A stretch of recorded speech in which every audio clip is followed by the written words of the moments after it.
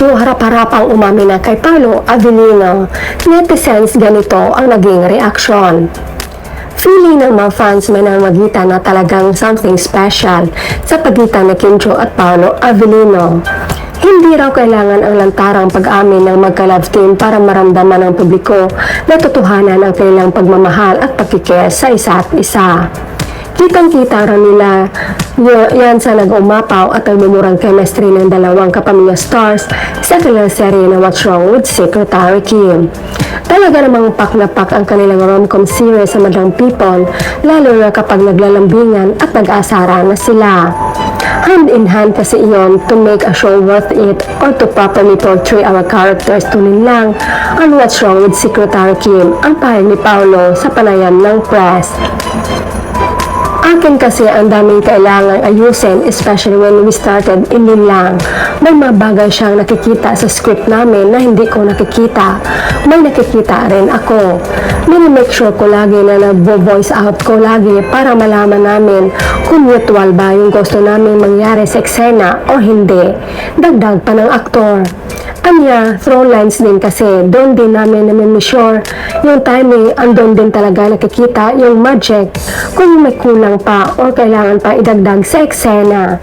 Same naman ni Kim, patungkol kay Paolo bilang leading man, sa amin siya talaga yung leader. Siya yung leader ko, parang marami siyang mga inputs, parang may malawak yung nakikita niya sa nakikita ko, kaya nakikinig na lang ako sa kanya. Pag-amin ni Paolo nung una ay talagang may pag-alinlangan siya sa pagganap bilang si BMC, ang boss ni Secretary Kim. I had my doubts in myself nung una, but there's conscious effort to be a part na mapoportray yung role, and I'm very grateful kay Kim at sa mga tao na working behind the camera.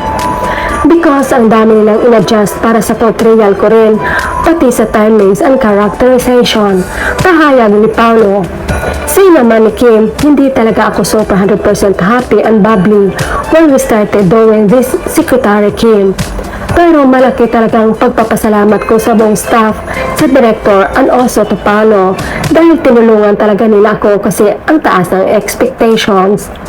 Ang daming nangyari noon at medyo na pressure din ako pero nagpapasalamat talaga ako sa tulong ni Pao, ni Direk and everyone else. They helped me get to be Secretary Kim, dugtong ng dalaga. In fairness, hanggang ngayon ay usap-usapan pa rin ang viral cabinet kissing scene ni Kim at Paolo sa What's Wrong with Secretary Kim. Talaga naman kasi naloka ang mga manonood sa lika ng Kim Pao sa isang episode ng Pinoy version ng naturang hit K-drama series ng ABS-CBN. Sa ginanap na official poster reveal para sa TV airing ng What's Wrong with Secretary Kim, inamin ng dalawa na nakadalawang text lang sila para sa naturang eksena, kung saan naghalikan nga ang kanilang mga karakter habang nakaupo sa loob ng isang cabinet. Isa o dalawa siguro para doon sa backshot.